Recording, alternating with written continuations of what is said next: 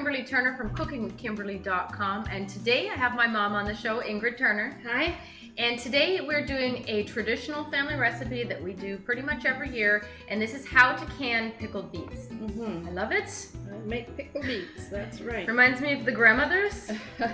Okay. Okay, first we're going to make the brine because that has to cook for a while. Okay, we've got 2 cups of water, 4 cups of vinegar, Pickling vinegar.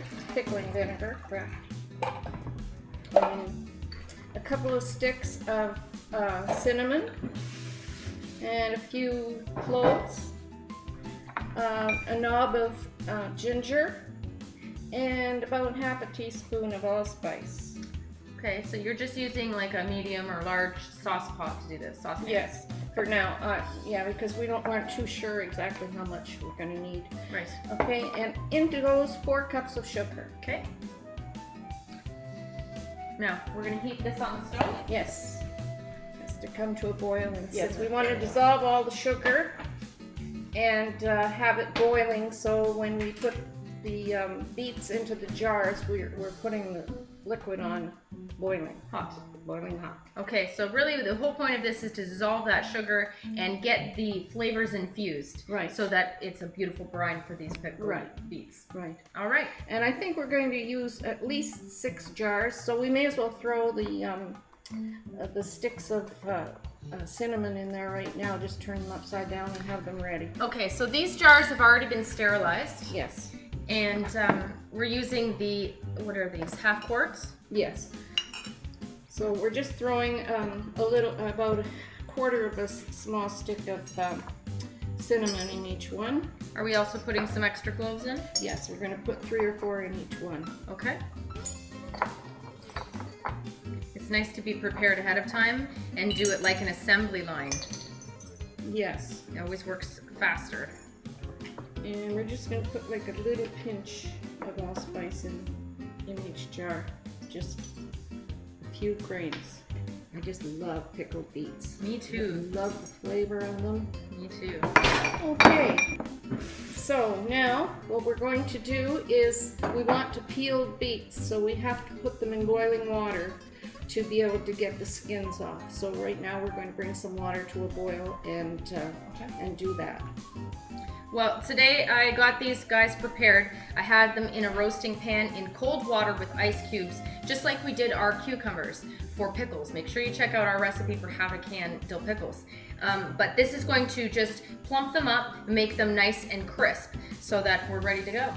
Okay? So I'm going to dump this water out and I'm going to scrub these guys off first.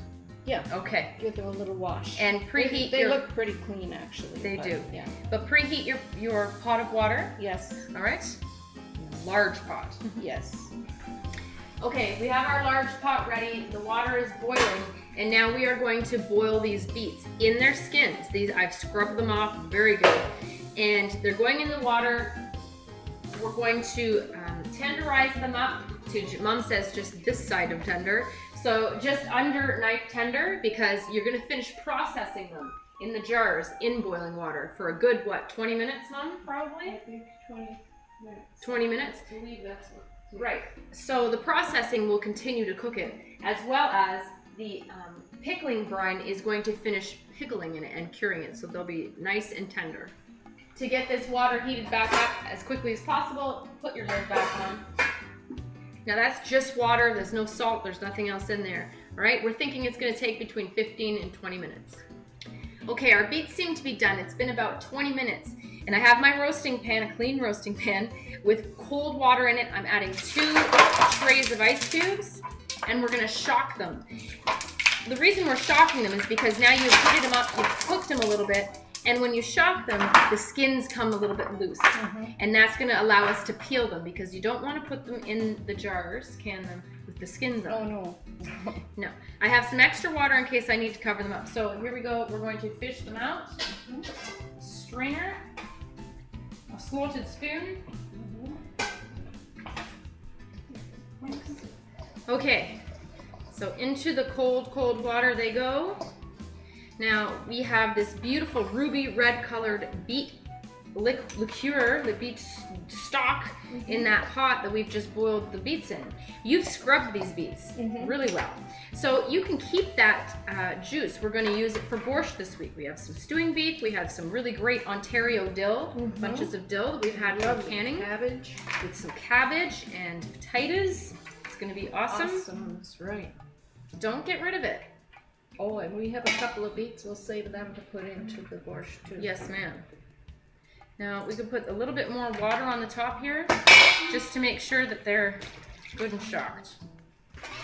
All right, so we're peeling these. Mom's not wearing gloves, but I am. It helps you from keeping your fingers from getting all totally dyed with beet-colored fingers, right? Yeah. So this is going to be much easier to get off now, the skins. However, you might need to scrape it slightly. Just try and keep as much of the beet flesh as you possibly can. You have to take the stem part off and just discard that. That's that little hard thing at the end here, a little like a silver dollar. Be careful not to get yourself dirty. That's it. I don't like to overcook the beets. I like them to have a little bit of Bite. texture. Yeah. Me too. So Al dente. yes. That's the way my grandma used to do them, and when I have beets that are all soft and cooked all the way through, like you're going to have them for a veggie at the table, that just doesn't excite me. No. It's easier just to scrape it very lightly, and it just so ever easily lightly. comes off. You have to be very gentle. Now make sure you have your jars and your lids and rims sterilized and ready to go. Our brine is totally dissolved and ready. We're going to make sure that it's hot when we're about to fill the jars. And you're going to get your canner or your processor with water in it and start it to heat, right? Because you need it to be boiling. The water is going to come up to just where the rims are, right? You don't need to totally cover them. Some people do that. We don't ever do that. We keep the water level just underneath the rim. That's how my mom does it. That's right. And that's how her mom did it. That's how we do it. The thing is that it's not going to get any hotter when they're immersed all the way to the top. Right. So I always worry about them leaking and then getting in the water, and Yep, me too. you can't even salvage the whole bottle, Me whole too. jar of stuff. So yeah, you're gonna want to cut this bottom root part and a little bit of the top stem likely. The reason that I didn't cut them off before we cooked them was because I don't want any more flavor to leach out into the water than is necessary. And if you cut that off, then they have a way to just leak out all that good juice. And then they are waterlogged. Yeah, and they miss the beet flavor. It's the beet truck. It's not a good idea. All right, so we'll see you when we're done all these. Now, we're going to cut them into chunks. Tell them, Mommy. I usually just cut it in half, and then another half slice that way, and then probably 3 this way. So you're looking for chunks. Not too big, not too small. Bite-sized pieces that you'll want on your plate. Yeah. They don't have to be perfect slices either. I like it when I get a little chunk.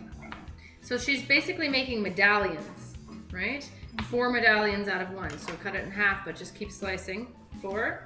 And then you're gonna cut them into maybe 3 or 4 chunks. They're beautiful. They are really nice. I wanna try one. They're good like that. I love beets. Me too. My favorite things. They're so sweet. These are such nice beets. They're beautiful. These are Ontario beets, in fact. I love it when I hear Ontario. They're extra good. Have a lot of viewers that have been telling us how lucky we are, how blessed we are to live in Niagara and be able to get the vegetables that we do, because they either can't get them or they're imported, in Asia and things like that. And someone told me that 1 peach cost them $2 in Southeast Asia. And they said it's unfortunate because that's their favorite fruit. People can't afford to eat it. That's right. And they said when they get to them, they're not as good, right? I guess they get theirs from Australia and New Zealand. Yeah, they would. Closer. I guess you take for granted what is native to you. We do. Well, this Niagara region, you know, they have the best climate and the conditions, soil conditions, the moisture from the lake. Everything is just right for growing vegetables and fruit. And we do have wonderful produce here. We do.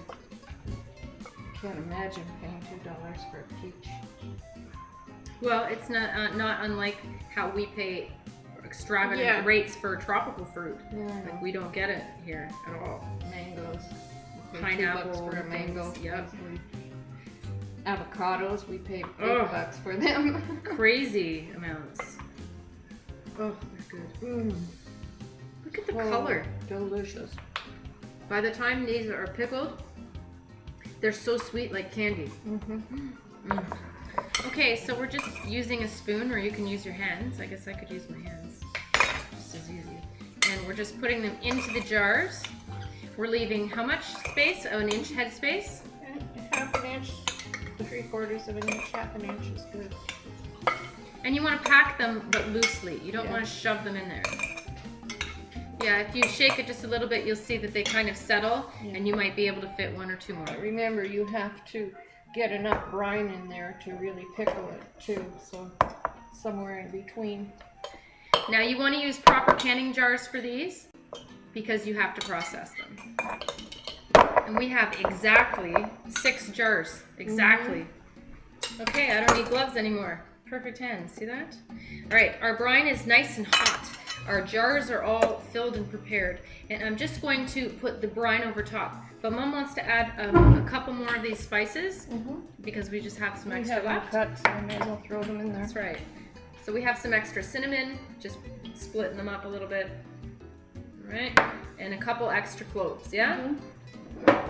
Okay, so Mom just taste tested the brine just to ensure that it's sweet enough, and you want to make sure that it's sweet enough for your taste as well. All right, so I'm going to fill them up. I'm going to just put it in a container so I'm not spilling everywhere in case I do. I have a handy funnel that fits all of your canning jars. And we're going to use a ladle and just spoon it over. You want to leave 1 inch of head space. Yeah. 3/4 of an inch again. That's good. I'm so excited that we've made pickled beets today. Y'all don't know what a treat this is until you make them yourself. So Mom has her lids and her rims sterilized, and she is just going to put them on top of there and tighten them ever so loosely. And we're gonna have enough brine, which is awesome. In fact, we can save the remaining brine for the crab apples that we're gonna can. Yes, we were planning on doing some fruit, pickling some fruit. I love pickled peaches, but you need real tiny peaches for that, and pickled pears. So if we find some little pears in the next month or so, we'll pickle some pears. I love those. They're so good. Grandma used to make it all the time. Of course, I used to too when you guys were little. Well, you did the crab apples. Those are my absolute favorite canned anything. Is Mom's pickled crab apples. So hopefully we can find them. They're really hard to find around here. We had a crab apple tree. Oh, it was awesome. Yes, I'm just tightening them to the touch. When you find some resistance, you just give it like a little tiny twist past that, but not really, really tight. There you go. Yeah? Is that good? Beautiful. Okay. And they are beautiful. The color is amazing. And it's always easier when you're canning with somebody else. Yes, it is. I used to have to do it all by myself. This is a real treat. Now I'm old enough. Now I'm old. Okay, we have our boiling water ready in our canner. We have a nice little basket here that we're going to get prepared with the beets inside of there. I think we'll probably fit 4. I think you should be able to get more than 4. Yeah, we can. These little baskets are very handy. Oh, yeah. They have lots of really helpful canning tools. Perfect. 6. Perfect is right. Awesome. So the water is boiling, and now you can easily let that whole basket down into the water, and you want to ensure that it's the proper level as well. I have 2 canners actually. I have one big one for the tall bottles, but I like the little one. It's easier to manage. So if the water isn't high enough, we want it right up to the rims. Then add some more water, bring it up to a boil as quickly as you possibly can. Make sure you put your lid on, and we're gonna bring it up to a boil. As soon as it comes up to a boil, we're going to process them for 20 minutes. Okay? Well, Mom just put the rest of the brine in a jar, prepared for when we're going to pickle another fruit. And our water just came to a boil, setting the timer for 20 minutes. Okay, our beets have been processing for 20 minutes. Now I'm turning off the heat, and we're going to set the timer for 20 minutes. We're going to let it sit in the pot and just kind of let it cool a little bit before we take it out of the pot. You don't want to just shock it like that. Right. So we're going to let it cool off a little bit, and then we're going to take it out and put them on a nice towel on the counter so that they can completely cool. Right. So I'm just going to lift the basket out of the water and let it sit on the rim there like that for the next 20 minutes, out as much out of the water as it can be. Okay, well, I'm just going to grab the basket and bring them over here. They've been sitting out for a good 20 minutes, maybe even a little longer. Okay, so I'm just going to remove them from here. I'm going to set them on the counter, and they're going to naturally go like that and suck the lid in. Now, as it cools and the liquid condenses. Yeah? Oh, they're such a gorgeous color. You hold that up to the light. Wow. Well, we got 6 beautiful jars. They're hot still, very hot. And that's what they look. It's hard to see because it's so dark and rich ruby color. You can't really see the color, but it's amazing. Fantastic. So before we put these down in our fruit cellar, or if you want to put them in a cold, dark place like your pantry, dry place, we're going to let these sit out for 1 day, for 24 hours, just to make sure they're nice and cool. Nice and cool, and that they've sealed well. Sufficiently. And yeah, that's it. And I wipe the jars off before I put them away, so that there's no residue left on there. That's right. And that's how you do it. That's how you can pickled beets. That's Mom's pickled beets. Yes. Also, if you're making borscht or a soup where you wanted to put beets in, but you don't happen to have any on hand, if you have these, you can use these in a soup. That's a good tip, Mom. Cut them up, put them in there. That's a good tip. Yeah. Well, that's how you do it. That's how you can pickle beets with Mom. Thanks, Mom. You're welcome. Awesome. Make sure you check out Mom's website at ingridturnertoday.com. Follow me on Twitter at cookingwithkime with a capital E. Like the fan page at facebook.com/cookingwithkimberly. My shows are on ifood.tv/cookingwithkimberly and youtube.com/cookingwithkimberly. And my site is cookingwithkimberly.com. That's it. That's all. Be a champion in your kitchen and eat deliciously. Bye. Bye-bye.